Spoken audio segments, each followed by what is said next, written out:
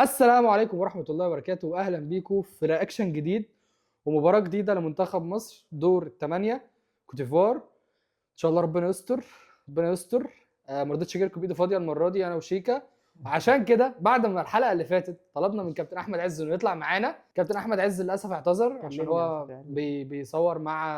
عشان هو بيصور مع نصوحي وكده، فعلشان كده جبنا كابتن يوسف عثمان. لايك شبيه كابتن ده يوسف عثمان. شبيه يوسف. بصوا احنا الصراحه برضه ما لقيناش كابتن يوسف عثمان اعتذر، فجبنا شبيه كابتن يوسف ماشي عثمان. حالك يعني، فاهم؟ ماشي الدنيا. هو هتلاقوه هو بالظبط مع شويه اختلافات يعني ده آه. تاني بيشجع يونايتد، ده بيشجع برشلونه كده يعني. انت عارف كابتن بيدو ان انت اول برشلونه يدخل القناه، وان شاء الله مش الاخير يعني إن انا شاء عندي الله. اعتراض شويه على اسم البرنامج، بس يعني ما انا هو- جاي عشان خاطرك برضه، عشان خاطر الشيكا يعني ما اقدرش اتكلم يعني فاهم، ما ما هو اقدرش. البرنامج ما هو احنا قاصدينه. يعني ان شاء الله اجي لك في ماتش برشلونه وريال مدريد من الخمسات اللي بتحصل دي. يعني بإذن ان شاء الله الله اجي لك رد فعل من خمسه من الخمسات دي. ان شاء الله يا كابتن ان شاء الله ما تحصلش. مش عارف يعني، مش لا عارف. لا لا لا لا لا ان شاء الله لا. شفت؟ لا ما شفتش. هو كام جول باللعيبه مرموش. كلام تاني ده. الجون الاول فاتني عشان كنت بظبط الاضاءه فصلت فرحت اظبطها، الجون الاول فاتني بس. تروح تفصل الاضاءه تاني كده. الحمد لله الحمد لله. ولد يا مرموش، ولد والله العظيم لعيب، حلوه فشخ الحمد لله. هي مقطوعه من نص الملعب. هو كنت عايز اقول لك الحوار ده اصلا عندهم مشكله يعني من الماتشات اللي شفتها يعني. هي نص الملعب عموما يعني، بس لما الكره بتطلع على وينج من الوينجين ربنا معاك بقى، انت حل يعني هي القصه، بس في نص الملعب وحشين. لا مش هيسلك مع فتوحه يعني يعني فاهم. بس يعني انا بخاف من رامي ربيعه يا جدعان. هو المشكله لو الكره طلعت على طرف، والله من يا لهوي يا أسود، فتوح، نهار يا لهوي يا فتوح، يا لهوي يا فتوح. هو لعب بثلاثة تقريبا. ومفيش قلق من المنتخب اعتقد ورا الكوره يعني، واحنا ولا انتوا رايكم ايه؟ يعني انا شايف دي ميزتنا كده كده. انا يعني عندنا مشاكل تانية بقى لما بناخد الكوره، ماشي ده اوكي، بس انا شايف بوضع الماتش الحالي احنا فرصتنا اكبر دلوقتي بوضعنا الحالي ده بالجون الاول ده. لانه اولا احنا ورق الكوره بنلعب حلو قوي. احنا مشكلتنا في احنا الهجوم احنا قدام. مشكلتنا في الهجوم لما بيبقى معانا تمام؟ الكوره عموما، مرحله بالظبط. لما يبقى معانا الكوره يعني. وحاسس انه يعني 1-0 دي في اول 5 دقايق تطمعك في الماتش وتهديك برضو كلعيبه، يعني تخلي قراراتك اهدى، اركز تخطف الثاني، الدنيا تبقى اسلك هما كده بالنسبه يفتحوا. لك. بعدين هم برضو هيبقوا مستعجلين عايزين يجيبوا جون يتعادلوا، فدي فرصتنا احسن في المرتدات. المفروض انت عندك قدام مرموش وصلاح، يا ميسر الحال يا رب.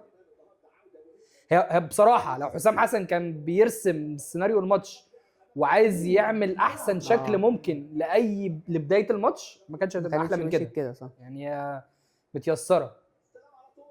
هي الكوره بتاعتهم حلوه قوي يا لهوي، هي دي الكوره بتاعتهم برضه. لا وايه السحبه دي يعني؟ يعني كلنا نروح كده، ايه مفيش حد ده من بيغطي؟ الناحيه الثانيه برضه لما امام بيعدي جابوا جون تقريبا بنفس الطريقه دي. لا بس بعدى اتضربنا وراح فيها عامل- وحش قوي دي. ايوه نفس الكوره دي. بص ايه ده؟ مفيش حد خالص. يجي هو الوينج العكسي يقوم. ولد يا ربيعه، ولد يا ربيعه. ده غير انه اصلا بيبقى في اتنين يعني، لما بيبقوا ولد يا ضاغطين ربيع. فرقه كده قدام، انا لاحظت بيبقى في اتنين قلوب دفاع تقريبا اللي هم بتوعهم دول، اصلا بيخشوا كمان مستعدين ان هم يشيلوا اي كوره شوط، نوعا ما بيبقوا واقفين على ال 18 مستنيين الحاجات دي. حلو كورنر من الهوا، الحمد لله. يا رب كابتن حسام عبد المجيد يجيبها. اهم من الماتش يا عم. يعني عشان عموما عشان شيكا يعزمنا على الماتش على حاجه. صراحه انا ما بتفائلش بصراحه لما بيرفع عموما. جول يا ابن اللعيبه ربيعه. حلوه الله اكبر، حلوه قوي. الحمد لله بس الحمد لله. انت ايه كنت بتقول انه اي حد يقول ربيعه؟ حسام حط ربيعه، هو بيروح ساعات بيحط ربيعه. هنشيلها في المونتاج. حلوه ده حرفيا السيناريو المثالي. انت اقسم بالله انك تقول لي 2-0 في نص ساعه كده يعني كده في كلام تاني. كده في كلام كده تاني. في ماتش انت تاني كلام كل تاني. جول كلام تاني. ربنا استر يا رب، استر يا رب كملها على كده يا رب. فرصه يعني. لا ميرسي فاهم امبارح في التصريح قبل الماتش قال لك احنا بادئين الماتش 1-0 ليهم، 2-0 يا ميرسي، خليك ذكر بقى للاخر. ما تسيبوش يعمل كده تاني بقى، بس يعمل كده. ديمونديدا في كريستال بالاس مثلا كمان سنه ولا حاجه. شايفه كده لعيب في كريستال، وينج في كريستال بالاس بعد ما ايزي يمشي. بورنموث بدل سيمينيو. اه انا عايز اقول حاجه، هو لو كان عنده مدافعين تاني على الدكه كان نزلهم عادي، كلام هو مش محترم. فارق له، بس هو دول اللي هو واثق فيهم دفاعيا. مم. ولو كان عنده حد غير امام عاشور برده كان لعب حد غير امام عاشور عادي مستريح يعني. تمام. يعني لو مهند لاشين جاهز كنت اتوقع عادي انه يبدا هي دي جنب. نقطه صح، بس عشان هم متناغمين كمان من ماتش جنوب افريقيا، بالظبط. طبعا هم دول الثلاثه بتوع جنوب افريقيا. احنا اول مره ناخد بالنا من عمر مرموش ده بجد كوينج كان في ماتش كوت ديفوار، في ماتش في افريقيا 2022. كيروش. فان شاء الله يكملها على خير الماتش ده. حلو. حلوه قوي. حلوه تاني. روح يا مرموش، روح يا مرموش، فاول يا كابتن. يا راجل لا يا راجل، يا راجل لا يا راجل. ايوه يعني سنه في رجل صلاح. يا راجل بسرعه على طول، ما كانش المفروض تستلم، وديه على طول. يا صلاح وانا اللي اقول لك الكلام ده بس. يعني انت تحديدا مش المفروض تعمل كده. يا خمسه دي برضو فايدتها ان انت لو حد طلع ضغط او حاجه هنلحق نلم، هيرحلوا بتاع. انما فكره انت بتلعب باربعه دي لو واحد غلط انسى خلاص الموضوع انتهى. عارف. لا انا ما عنديش مشكله انك تلعب بخمسه في الماتشات الكبيره، مشكلتي كانت في ماتش بنين اللي هو انت لازم تدافع قدامها وانت مش المفروض تدافع قدامها. لكن فرق كوت ديفوار لا، العب خمسه ورا يا عم هي مشكله. هو ماتش بنين يعني هي مشكله. انا بالنسبه لي يعني الموضوع مع المنتخب عشان كده انا شايف احسن اداء قدام المنتخب كان قدام جنوب افريقيا، لان احنا قضينا اغلب الماتش ورا الكوره. بندافع او ورا الكوره، وهم بيمسكوا كمان الكوره علينا اكتر. هي دي مشكله. الماتشات الصغيره بتبقى كده، انت اللي هتحتاج انت اللي تحرك انت اللعب، وهم اللي هيستقبلوا اللعب. هنا بتحصل المشكله. يعني هنا مش مشكله، بس المنتخب مش مطور نفسه خالص في المرحله دي من اللعب. يعني الفكره كمان انه في حاجه الناس ما بتاخدش بالها منها. الناس دايما بترجع للريفرنس بتاعها لمين؟ كابتن حسن شحاته والجيل التاريخي بتاعه. لكن انت لو بصيت لها من ناحيه تانية، انت بقالك اكتر من 10 سنين منتخب مصر لعيب حلو قوي دفاعيه. روح كده مش هيعمل حاجه. بس انت بقالك اكتر من 10 سنين انت الهويه الاساسيه بتاعتك دفاعيه. انت مع كوبر كنت بتدافع، مع كيروش كنت بتدافع، وهكذا. سيبك بقى من الفترات، انا قلت الاثنين مدربين اللي انت الى حد ما حققت معاهم حاجه يعني كنت بتدافع، هويتك دفاعيه. فانت ما تجيش دلوقتي تقول انا عايز اهاجم والعب كوره حلو. يعني فاهم قصدي؟ انه عشان تعمل ده محتاج تاخد النقله واحده واحده. لكن انت دلوقتي نقطه كمان في الكواليتي بتاعت اللعيب المحلي، وده يعني هو نفس اللي قاله. يعني بغض النظر ما ينفعش تطلع من صلاح ان قائد المنتخب يطلع يقول ان اللعيبه كده ما ينفعش، ما ينفعش. بس هو نوعا ما عنده حق. يعني انا متفق مع كلامه، متفق انه ما يقولش بس الكلام ما يتقالش الكلام ده، بس هو عنده حق. بس كواليتي فعلا اللعيب المحلي مش احسن حاجه في الحته دي. يعني اللعيبه المحليه دايما عشان كده احنا بنطلع لعيبه كويس جدا في النقط الدفاعيه. يعني اي لعيب عندنا هتلاقي النقط الدفاعيه بتاعته تمام، انما تعال تتكلم عن النقط الهجوميه وتحركاته. طب تحركاته في الملعب بيعمل ايه؟ بيتحرك امتى؟ الباص امتى؟ مفيش. في مشاكل كبيره. هي مش فاول والله، حرام يا كابتن غربال. مش كده. وحشه دلوقتي قوي، وحشه قوي دلوقتي كمان، ملهاش لازمه يعني. انا مش عارف ليه فتوح نزل لها بصراحه. يعني كان ممكن يشيلها عادي يعني كان ممكن تشيل عادي برجله عادي جدا. يعني الموضوع خلصان يعني. وانت هم اللعيبه حسوا تقريبا ان الماتش بقى سهل زياده عن اللزوم، فبيعملوا اللي بيعملوه ده.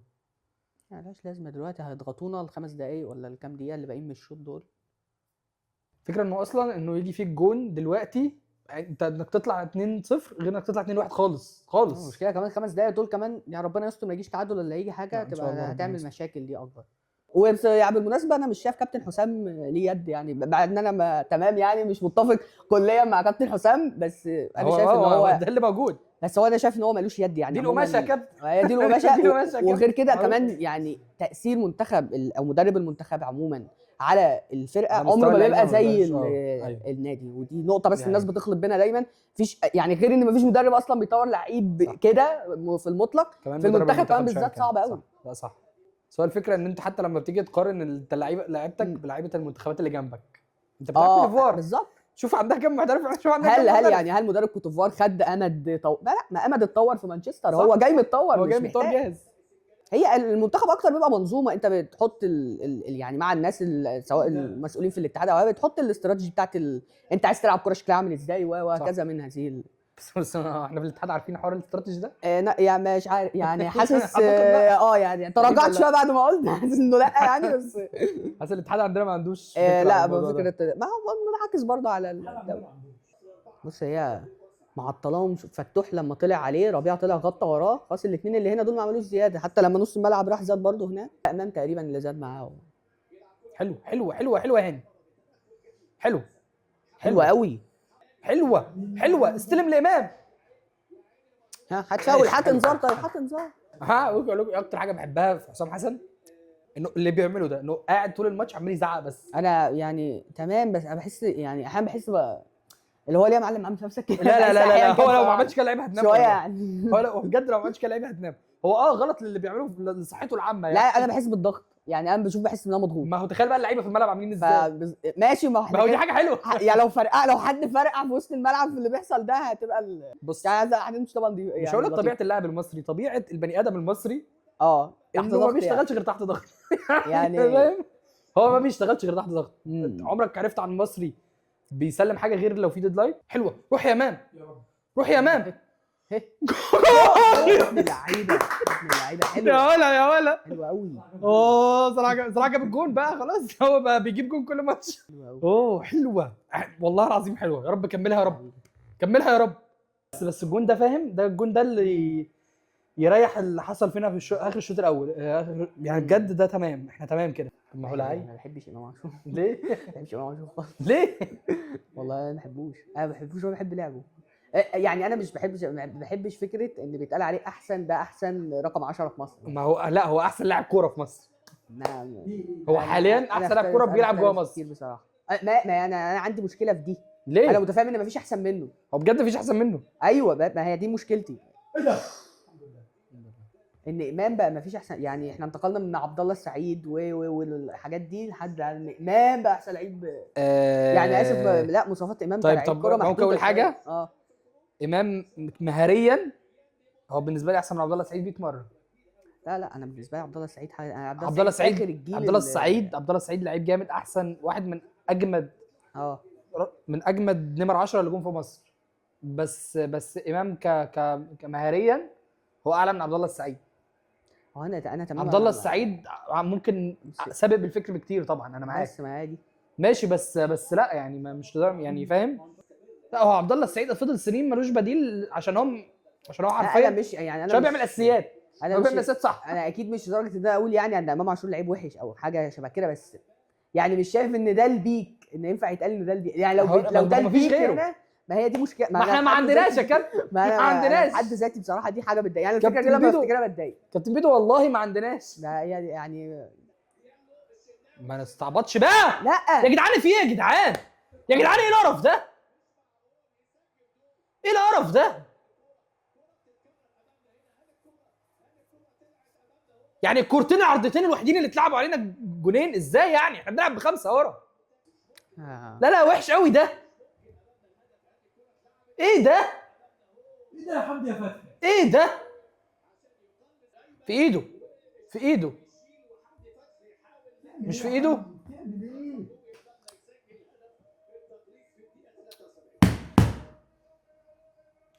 وحشه قوي، وحشه قوي.